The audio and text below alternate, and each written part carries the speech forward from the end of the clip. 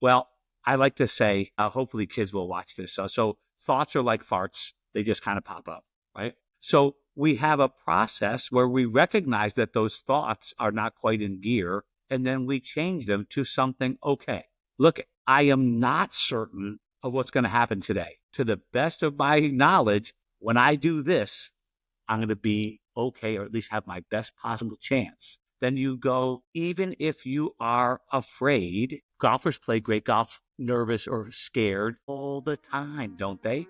They can still, it doesn't prevent you from, there was the old one. It's not whether you have the butterflies or not, it's whether you can get them flying in formation. That's what I'm trying to get people to do.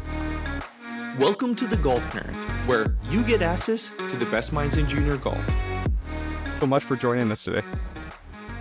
Brian, it's a pleasure to be here. I like what the entire premise about this podcast is right up my alley. Well, it's definitely right up your alley because, John, you're known just as a little bit of a junior golf whisperer or a bit of a guru here. So let's maybe start there. What have you seen kind of separates elite level juniors or kids that are coming up the ranks from kind of like the rest? Have you been able to, is there clear indicators that you've seen that kind of, you're like, yeah, you know what, they're going to go far? All right. Now listen, you might not like this answer, but I want you to know first off, something weird about me. I don't care that much about golf. Love it. I care a whole lot about my kids. And my thing is, my approach to it is I want to help create stronger people who happen to be able to be really good at golf so that they can use these skills and what golf gives us. You know, golf is just, I think it's the greatest game in the world because of what we learn about ourselves. We learn about tenaciousness. Sometimes I call my daughter Tenacious D. That's more important to me than the golf. I will tell you that talent is real. And I think it's a mistake to say that talent is overrated. It might be underrated. I know that does not go really well with the world right now, but it's true. So talent is necessary. And then, you know, the work ethic, right? So what's to us? Do the right thing the right way all the time. That's the definition of discipline. That is there. But I've got this one kid who does not practice. And she might show up and beat almost all the kids who practice because of that underlying genetic advantage. That said, I think our number one thing in golf is that these young people, and all the kids know this, I'm trying to create a legion of golfers that goes out to play a tournament with a big, fat smile on their face going, like, let's go get on the roller coaster. That's what I'm trying to do. And I think the kids that can embrace what you might call nervousness, I call excitement, they embrace that instead of, so run toward what they want rather than run away from what they don't want. I think that's a really, really big key. I know there's a lot of golfers, and I'm trying to train that of them, who, for lack of a better word, they play golf trying to avoid mistakes.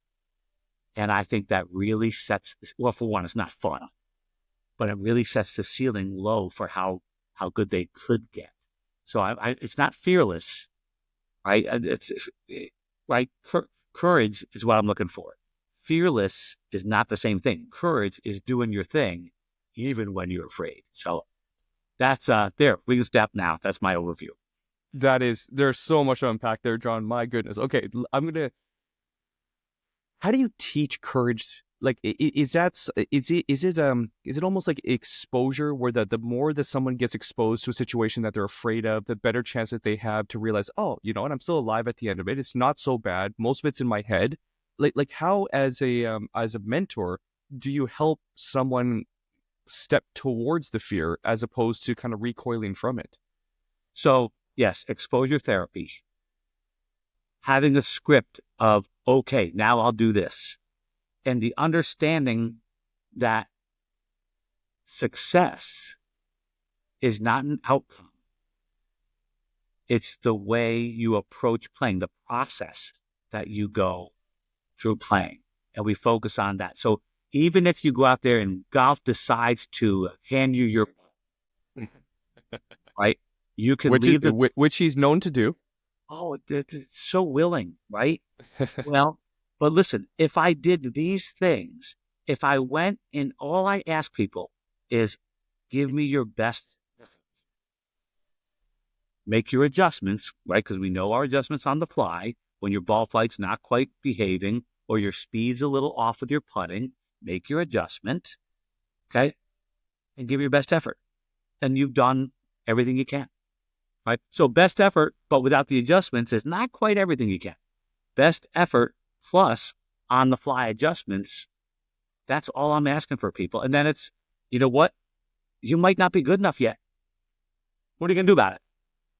It's a newer competitive golfer just played his first couple of tournaments. He says, I suck. And I go, yep. So let's go get better. Sorry. Yeah. Yeah. We all suck until we don't. It's just kind of the way it works. Pretty much that's the deal. So you said something really profound there, which is like, it's all about putting in your best effort. And I think at a few minutes ago, you mentioned doing the right thing all the time. How do we know if we're putting in our best effort in golf? Like, is it staying dialed in and focused? Is it doing, are there certain checkpoints like the routine? Like, how does one judge whether or not they put in their best effort? Well, it goes back to the preparation, right? Are you preparing for competition in a way that helps? Now, there will be an app for that very soon, people. I've heard. A little birdie told me. but how you prepare, but then you get to the arena, if you will, and how you're going to proceed, right? So you can be there on the team. You can be, well, I like to say, hopefully kids will watch this. So thoughts are like farts. They just kind of pop up, right? Well, so we have a process where we recognize that those thoughts are not quite in gear, and then we change them to something, okay, look, I am not certain of what's going to happen today, but to the best of my knowledge, when I do this, I'm going to be okay, or at least have my best possible chance. Then you go, even if you are afraid, golfers play great golf nervous or scared all the time, don't they? They can still, it doesn't prevent you from, there was the old one. It was, it's not whether you have the butterflies or not, it's whether you can get them flying in formation. That's what I'm trying to get people to do. I have never heard that before. Okay, we got to repeat that. It's not whether or not you have butterflies or not, it's whether or not you can get them flying in formation. Harnessing the nerves. Great. Yeah. To put your focus where it needs to be to give you the best possible chance, except you golfers all want certainty. And I guarantee you the one thing about golf is uncertainty is the rule of the game. So in the face of uncertainty, you have to go, all right, look it, I'm going all in. I'm going to give this my best effort, right? And that could be, you know what? I have a swing key that works for me. Or I have this feel of this. I have this attentional focus that works best for me. And that's what you do until you run out of balls or holes, whichever comes first. That's our approach. It's a solid approach. So when their mind is farting, as you say, and there's thoughts that are coming up, would you suggest then leaning into something that kind of, I remember reading a biography about, it was Bill Parcells, I believe, and he was talking about the fact that he used to put a pebble in his shoe so that whenever his mind was going during a game, Bill Parcells, the NFL coach, whenever he started living too much in the future or anxiety or his mind was getting out of the present, he would step in the pebble, which would take him right back to the here and now, right now. And it was a way to kind of bring him back into his body, into the actual game. Do you have any sort of tips for someone that is finding that their mind is farting and they want to bring it back to a place that's a little bit more productive? Now, that's a great point. So I call it What's Important Now. I have a new book coming after this app is done called Win Every Shot. It's going to be really cool, I hope. I hope it helps people. But the idea is this. here you are, and you've got to simply make a par on 18 to win, maybe to win for the first time, maybe to win at a different level. Okay. And you're out there on the tee box and you're going, oh my God. Right. And you're starting to think about the outcome. Right. However, we understand that's just a fart bubble. And you walk yourself back. You have to recognize that you are time traveling. We got some work to do still. You're counting up the par, and we're back here on the tee box. So we're like 12 minutes from the score. So you go, okay, yes, it is true. I tell my kids, you got to let the cat out of the bag. And the kids go, I don't know what the heck you're talking about, coach. You have to admit that, yes, you have an opportunity to do something special. Fine. Right? Then you have to walk yourself back on time, as Raymond Pryor says. So you're time traveling. You got to put yourself back on time. Yes. Okay. What do I have to do to give myself the best possible chance of making a putt? Well, I got to get this drive down the golf course somewhere. I don't have to hit it in the middle of the fairway, right? I just have to get it in play, what we call effective, right? Shot at the green. Okay, fine. What do I do to do that? Now you're what you guys will call pre-shot routine. I hate the word routine, just so you know. I hate the word routine. I watched Tiger Woods play one golf tournament swing. He must have swung the club 20,000 times. Okay, fine, 2,000. That round, it was U.S. Open. He was fighting his swing. He never stopped swinging, trying to maintain a reasonable feel. So you feel that thing out, and you're like, okay, that's my move, man. All right. And now you go, okay, what's important now is that I focus my attention in the right spot. It might be target. That's not for everybody. It might be do this with my club. It might be a swing key. Make sure you turn. It could be a litany of things, obviously. But now you are on time and you're focused in the area that gives you the best possible chance on task. Thank you, Raymond Pryor. That makes so much sense. And so I remember hearing a story. I don't know if it's a fairy tale or a parable or something, but it was someone's lost in the woods and there's like a wise owl and the boy is scared and it's dark and he doesn't know which way to go. And the owl basically asks, well, can you see your next step? And he says, yes. And says, well, take that. And then, can you see your next step? Yes, we'll take that. So it's almost simplifying, instead of going, like you said, time traveling into the future, you're kind of breaking down, well, what do I need to do just right now to get me to where I want to go? Am I understanding that correct? 100%. 100%. Now, before we started filming this, and I'm going to just jump the gun on it. Let's do it. Imagine that now you have a young person, and I don't think that parents mishandle their young athletes on purpose. They don't like they mean well. They don't know what the hell they're doing all the time, but they do mean well. So imagine now that you've got a kid that is afraid of what mom or dad is going to say to them if they do bogey that last hole. I've heard, I actually heard this secondhand. You are worthless. That's going to make a kid really. That's constructive. Yeah. I'm on the golf course with a young lady. I was just at her wedding. Anyway, I'm on the golf course.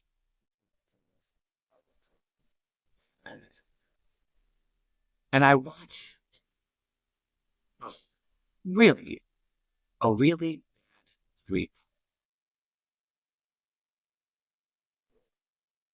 Do you edit this at all? Not normally, no. We got a problem. Because that's going to make it clear who it is. Well, I can certainly edit that out. Yeah. Okay. All right. So I'm on the golf course, and my student makes probably the worst three putt I've ever seen. And I must have had a moment of mental clarity, which is unusual for me. I said, "You're afraid." I said, "You're afraid that if you go all in and you give it your best effort, that you won't be good enough." And she lost it on me. I mean, that kid, we were 15 minutes into our golf lessons. She cried on my shoulder for 45 of the rest of the afternoon. And it was how afraid she is of what people say. Now, that what people say was a parent, right? And there's a book, Dr. Michael Gervais. Get this one. Oh God, it's Mastery. He does a Mastery podcast. Dr. Michael Gervais. You got to be kidding me. But it's about the fear of people's opinions and how constricting, like my visualization is of Hannibal Lecter. If you remember that, where he's got the what is that suit called? A straight jacket. He's got the straight jacket on. Like that fear, playing in fear of what people are going to say or do, is it's an epidemic in the world. I think fueled by social media, but don't take me on that. I think that my number one thing is to try to get kids, to deal with that. You're not, for one, then I listen to some really cool stuff. I read some cool books. It's like we are always mind reading, right? What other people are going to say. But the curious thing is, you're suck at mind reading, So just to actually have people realize, they don't really care, right? Now, there's some people that do. There's some people that will say stuff. But like when you're playing, you're supposed to just play because you love to play. I'm going to be 59 in September. I love to hit that stupid little ball. I just love it. You should hear me on the golf course. I try to play every week. Just hitting it supersonic. Man, I cannot hit that golf ball any better now. That's what I love about golf. If people are playing golf for an external reward, right? Rather than the reward of just hitting the shot the best you can. And guess what might happen? No guarantees. You might get so good at hitting the ball the best you can that you end up with the reward. But people are putting the reward first. And now we're out here playing golf. Then another story. You should know better to have me on this show, man. Another story. Kid is not performing well. And, the coach shows up, college coach, recruiting situation, shows up, and he's looking over his shoulder, and now he's playing to impress the coach, which sounds fair enough, except now he's playing that, what will people think? Which, well, we're really horrible mind readers, and we are really offensively horrible dual taskers, right? Multitasking. Well, I believe it. Yeah. Right? That attention is taking him away from what's important. You with me? So again, he's not on time anymore. And I said to him, "What do you like? I just love hitting golf shots. That's what you're supposed to be doing out there." But these thoughts come up, right? It's a big deal for our kids, right, who are in that recruitment, which is it's quite a circus, right? In that, when you're in that age, And it's this. All right, fine. Coach is over there. Now, what am I going to do to give myself the best possible chance? See this shot right there? See that right there? That's it. And then you go do that to the best of your ability, knowing that there are no guarantees. I'm on a mission from God to get that across to all of my people. And it feels like to me, after 42 years of coaching, people are playing scared more than ever, instead of playing with, let's go see what you got, you know? Well, John, I think that that's what makes the game of golf so beautiful, is that I think it's not just in golf that people are playing scared. I think in life, people are playing scared. People aren't going after the dreams that they actually want because they're afraid of success or failure. They're afraid of what people will think. They're afraid of, like the story you shared earlier, that if you do actually show up and try your best and you fail, what does that mean? Who are you then if you can't accomplish it? And that's why golf is so beautiful to be teaching our kids, and anybody that plays understands that it is a little microcosm of life. Like it is, if you can kind of learn to master yourself on the golf course, you can master yourself in life. But it's not easy to do. And why is it so hard to do? I mean, I guess it's maybe tribal, that the fear of judgment is just so deeply ingrained in us that, that we always want to fit in and we want to be accepted. Is it literally just a matter of, is it that simple, just to remind yourself what's the most important thing right now? Is it that simple? I think that's the best way to deal with it. That's the best way to deal with it. I do really think that, let's try to say this the right way. I think the professionalization of youth sports, and I just had a conversation yesterday about the new NCAA ruling that came out yesterday. The NIL thing. I'm not familiar. The thing that came out yesterday was something to do with the NCAA made a regulation based on lawsuits about golf teams are going to be fully funded, no walk-ons. So I didn't read the whole thing. I just got the gist of it real quick. Okay. Right. So we've got these kids that are playing for colleges. We've got NIL money coming. We've got all this stuff. We got, hey, you know what? If you don't go to SAT camp, right, you're not going to get into that school you want to get into. And everything is for this pressure. And it's constant pressure. The entire process of junior golf. He's getting very disappointed because he's not winning at the U.S. kids regional level.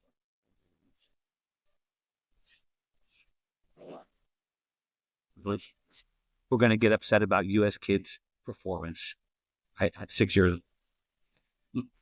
So we've gotten this out of whack completely, like it's a professional sport at this age. In fact, I don't even think kids should play tournaments until they're like 11, 12. So that's interesting. I was going to actually ask you about that, because one of the things that we talked about is courage and almost the exposure therapy of putting yourself in positions where, if you can realize that it's not such a big deal very early on, that you've been here before, that you wake up the next morning, even if you played poorly and you're still, able to hang out with your family and play Lego or whatever it is that's important to you, then I guess the argument could be said to have kids play in a fun kind of non-pressure environment as early as possible in tournaments, as opposed to the other side of it, which is just to keep it completely loose and fun, play as many sports as possible, and then, maybe when you're a preteen or a teenager, start, dabbling with tournaments. You stand on the one side? Yeah, no. I'm on kind of both sides. How about if we played the Sandlot? Where we just go play golf until we run out of balls. How about if we just go and we don't have scorecards, we just play? When we were kids, in fact, when we were kids, if we were playing a team sport, would we not? Because we would we not equalize the teams so that we had a better football game? Always, yeah. Always. Because it was about play, right? It's about the play, right?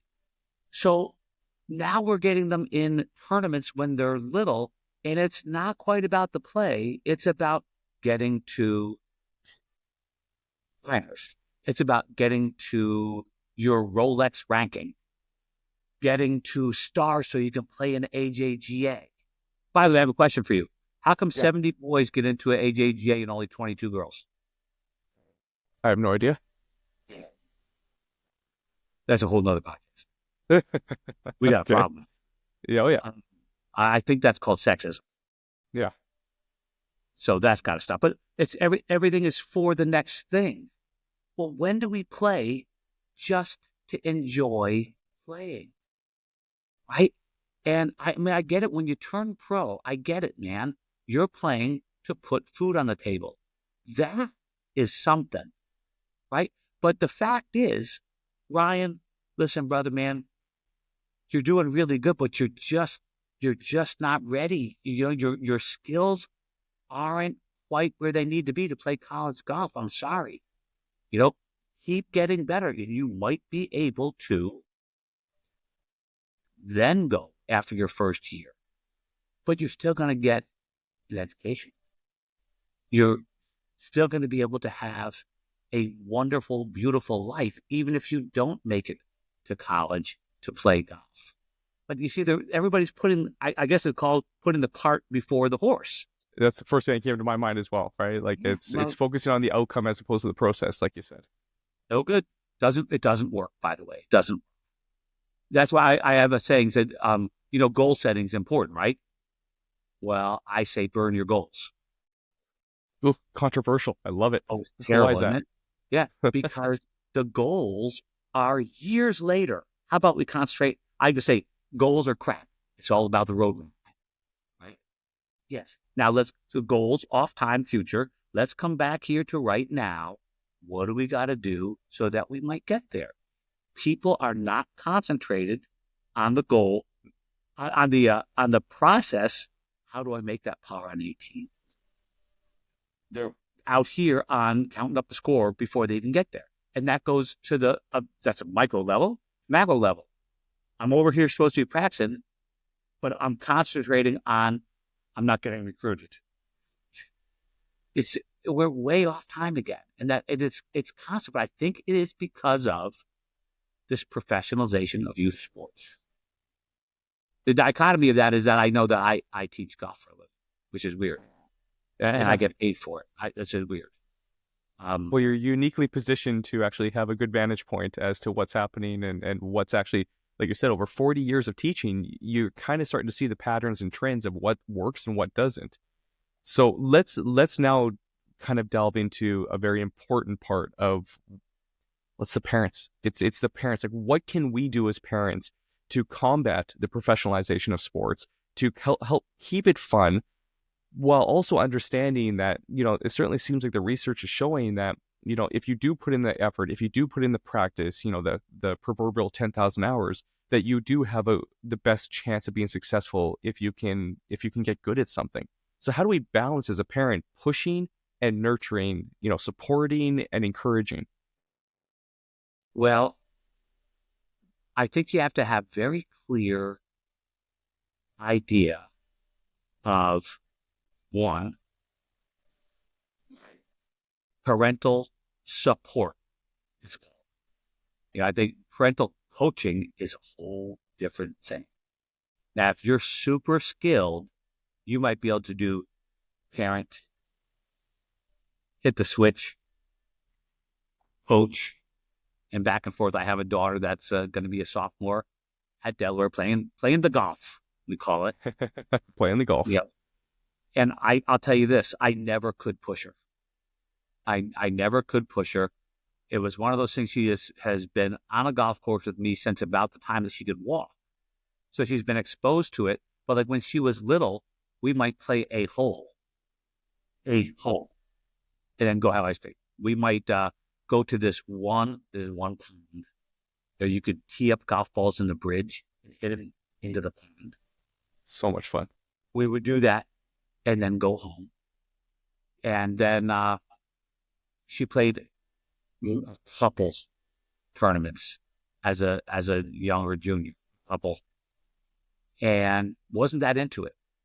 Just plain wasn't that into it. Really into music. So she said to me when she was little, she goes, golf, music, those are your two things. I was a music major, and I picked music. I'm like, okay, fine. I always wanted to play golf because I wanted to play golf to hang out with me. You know what I mean? But we still did the golf in a very zero stakes situation where we really only ever practiced on a golf course. I think there's something to be said for that there was no grinding. By the way, don't say grind. It's a gift to be able to play golf. So let someone call it a grind for God's sakes, even if you're a pro golfer. I'm sorry. That's just wrong. It's not a grind. Especially if you make $1 million a year with the golf ball with a stick. Right. And doing what you love and millions and millions of other people wish that they could be doing for a living. Yeah. Lighten up a little bit, folks. Yeah. But anyway, the kid learned to hit golf shots on a golf course, right? And like I have the video for Evolution. It's on my YouTube somewhere from when she was 2 to maybe age 6, right? And now she's quite a player. But the only thing that I did was, okay, here's the deal. She decided that she wanted to give up softball and go toward golf. Okay, cool. She decided she wanted to play golf in college. We did not decide that she was going to get a scholarship to play golf in college, and you will work on this. For my kid would just look at you like, yeah, which is, I like that about her, actually. So she started to get interested, and then 8th grade summer into 9th grade, she was all psyched up about the team aspect of high school golf. So she played like 2 or 3 tournaments to get ready for that. And that was about it. Think about it. She missed most of junior golf and went to high school golf. And we upped the amount of practice, right? Significantly to get ready for that. And that was where the balancing act between dad and coach, I have to be real careful. But I explained to her this. Okay, I teach an awful lot of kids that are really good. This is the time per week that they're putting in during summer. These are the kids that have gone on to play golf in college, and nobody's doing it on less than 20 hours a week. Sorry. So it's less than 20 hours of just playing and practicing, or just all around just playing touching a golf club? Practice, play counts as practice, right? Yeah. And we did a lot of on-course practice, hitting shots in the real field of play. We call it scrimmage. That's on the app, the practice coach.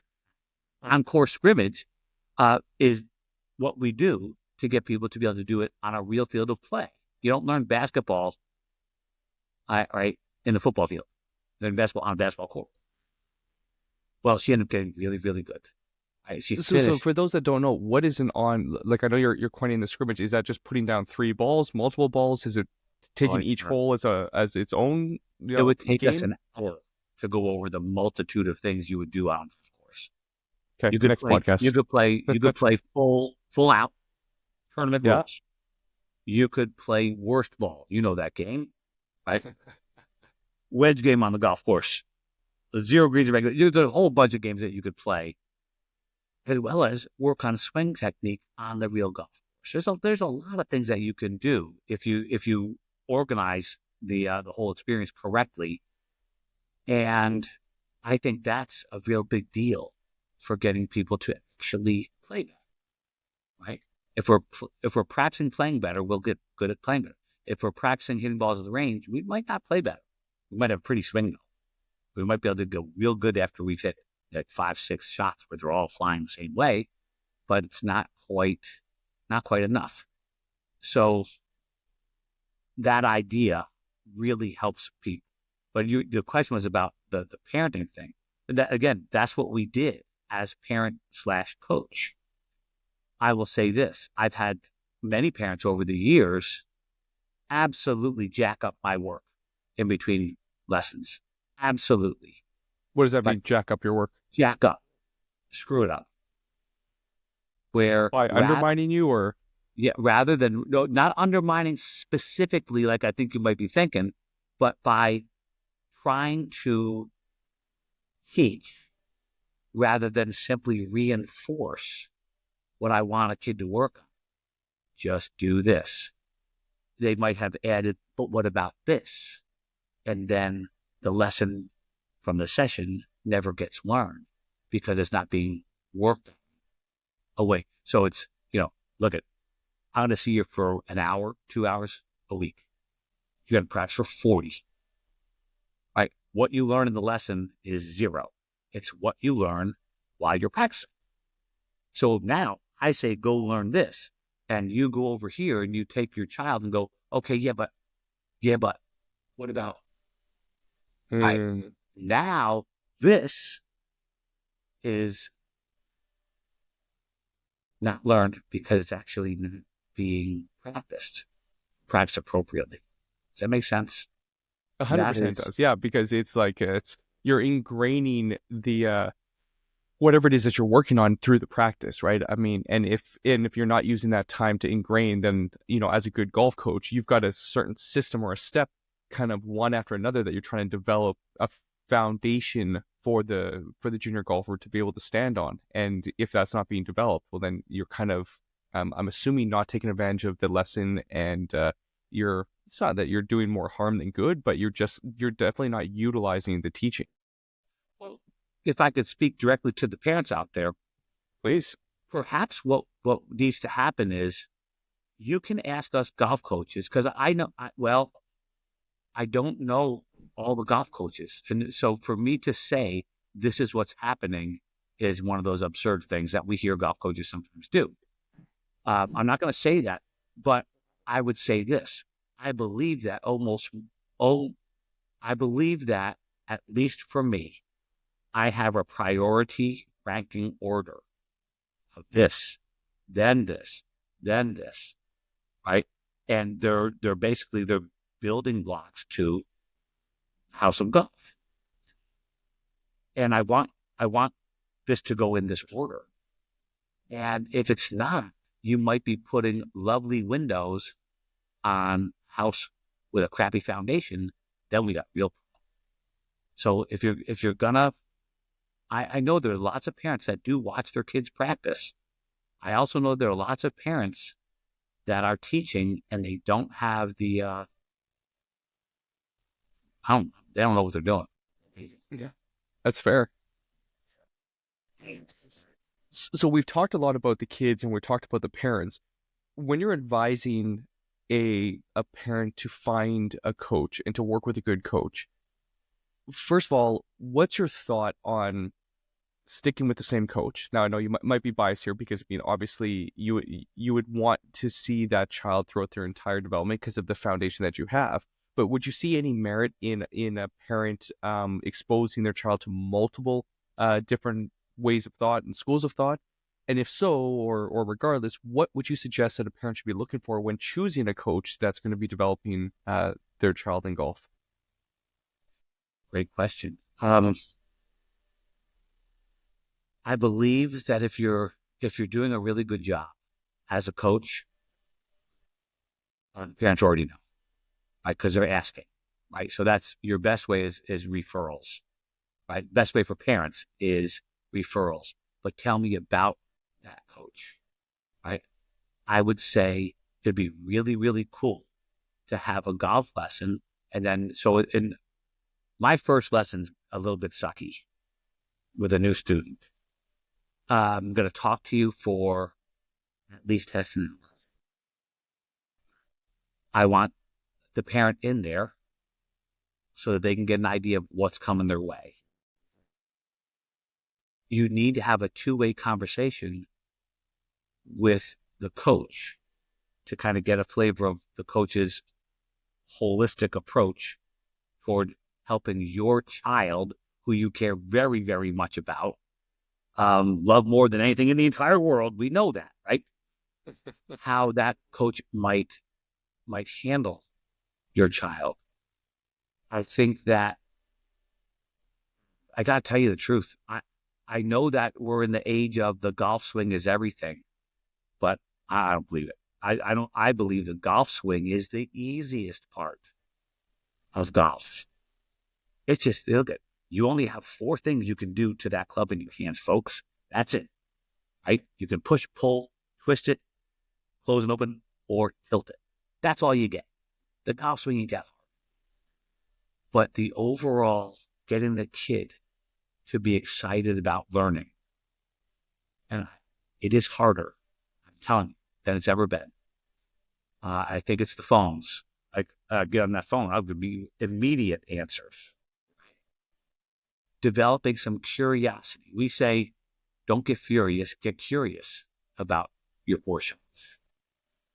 That's the kind of stuff that that will get kids on the path, never-ending path, for better, ever better. Something I like to use, ever better, right? I don't care if you start from Suckville, grab a cave. I don't care where you start, right? Just get a little bit better, and you'll see it. You'll see it, I think, very clearly in about the first lesson or two, what the coach really cares about. I think you'll see that. And then when you find someone that, that's not our style, go somewhere else. And that's what I think. But I think that when you're looking for a coach, they better know about golf swing. They better. But they better know about this, right? And they better know something about this mental approach toward learning. Well, John, I know that there's a lot of parents listening to this right now. They're like, okay, you know what? I want to work with you. I want my child to work with you. I may not live in the right state. How can people find you? How can they get a chance to work with you if they do? Like if they live close by or if they don't? I know you have the app coming out. I mean, how do people get in touch? So, Ryan, I hate to say this, I'm not taking new students. I what? That's a testament to your success right there. But you're going to make a lot of people upset. I can't take anybody new. My is going to make a difference. I guarantee you. The practice coach, which Will Wu, the PhD in motor learning, my partner with the Skill Coaching Alliance coaches programs for golf coaches. We and Spexa, which is Silicon Valley Exercise Analytics, we have this AI-powered app coming called Practice Coach. And it learns from your practice. It learns from your performance in practice rounds or competitive rounds and constantly adapts your practice based on your performance. So we have AI. So there are levels of drills. It's really kind of cool. It's like we're trying to make it in version 1 really something. Version 2 should knock your socks off. But version 1 is going to be something that you can go and actually focus your time when you practice. Remember, doing the right thing the right way all the time is discipline. But if you think about it, most practice sessions are about as undisciplined and unorganized as anything, right? So I'm trying to have an effect on a greater number of people because I can't possibly fit more people in. So this app is going to let me affect, like, hopefully tens of thousands of people.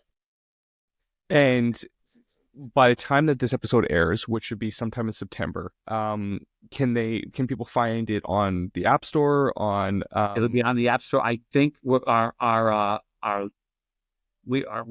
hoping for September, and then we'll have practicecoach.com. Practicecoach.com is our website for that. And you have johndunigangolf.com. You have that. I'm on Instagram. I don't get on there enough.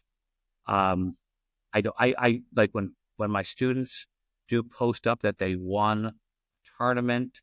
I always like it. I make a comment, but I almost never actually take a picture and post it as a student success. I might have to reevaluate that. I'm not comfortable with it. I'm not because it feels to me like I'm taking credit for student success, which that's that's not that's not what I do. I think my input is not insignificant, but man, I never won tournaments like these kids are doing. So I think I might help them, but they're doing the vast majority of the work. But I do post, and I'll give YouTube, JD Golf or John Dunigan Golf is out there, and I have a couple hundred videos out to help people learn stuff. And I'm on Twitter, but I don't use it, so ignore that.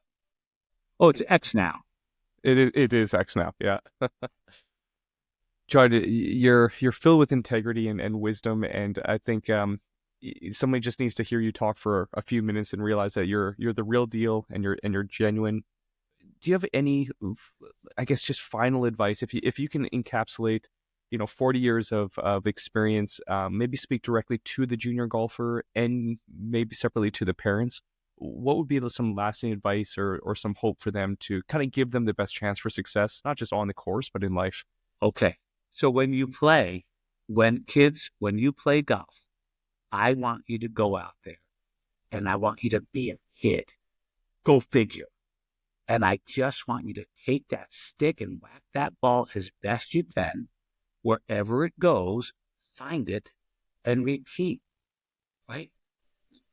Look, you don't control your score. I know you think you do, but go ahead. Go out today and shoot 68 on purpose. You don't control your score. You don't control the weather.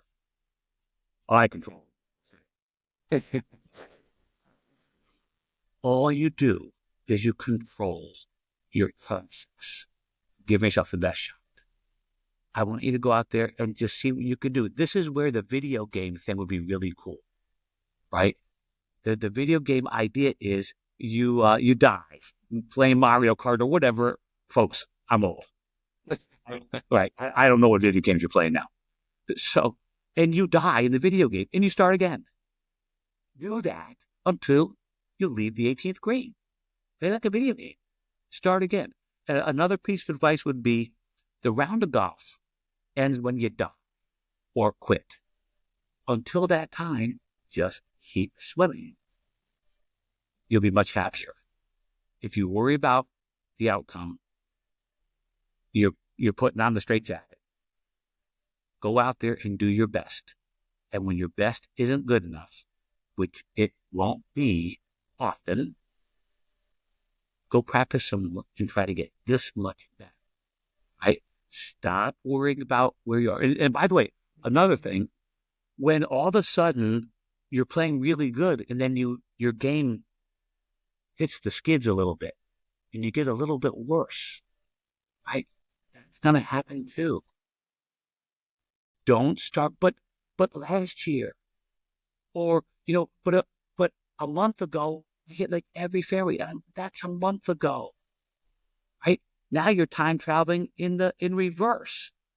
A month ago, you're not even the same height as you were a month ago. There, kids. It's where you are today, and what you want to do to get a little bit better. The 1% better every day, that's crap. Nice sentiment, but you won't get better every day. But just try to make some progress. Learn how to use the golf club. This golf club, man, that's your magic wand. Learn how to use that. In fact, maybe you should put that ahead of learn how to making my swing look like Adam Scott's swing, who my wife says he needs to play golf with no shirt on. Yeah, I'll tell you what. I'm not sure who swing do you like better, Adam Scott or Jim Furyk. Well, I mean, Scott's is definitely prettier, but Furyk's got more wins, does he not? He's got more wins. He's got more greedy reputation, right? Jim Furyk's got, look, what did John Miller say? Ox falling out of a tree. But he's got skill at using the tool, the magic wand.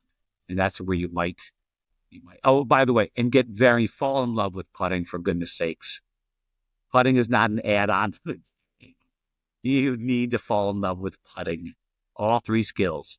stop the ball, put it on your line, and pick the right line to read. And you might get much better at putting. What about for us parents? What do we need to know? Shut up. Love it. Shut up. If you're not going to say something supportive, so I'll give you another example from Mary Grace. I would watch her play golf, right? And I would only, at the end of the round, now, oh, by the way, just so you know, if you think that I'm not getting upset on the golf course, I am. She's not going to know it, though, right? But I don't know what she was thinking when she hit that ball in the water. I don't know if she was trying to hit it left and missed it, right? I don't know that. So all I would do is sort of go mental notes, or actually I would take the notes in my phone and I would go, okay, all right. I'd go over her best shots of the day. How about you made that triple bogey? Yes. But how about that birdie you made right after it? That was sick. I would go over the best shots, but here's what we're going to go practice next time, right? So I'm saving this rather than you 3-putted 12 times. Like, okay, we're going to work on our speed control, right? So I'm just go over the goods, know that what they did well, then know that, okay, we got to spend a little more time over here and you might have a chance. They want your support. What I don't want my kid to do is play afraid of what I'm going to tell them. What I don't want my kid to do is play because I told her to. I want her to love the sport. I want to play golf with my kid till I die. Very important. Well said. John, thank you for your time. Thank you for your wisdom. Thank you for your words. Thank you. Ryan, great pleasure. Sorry to ramble on. Thanks. Not at all.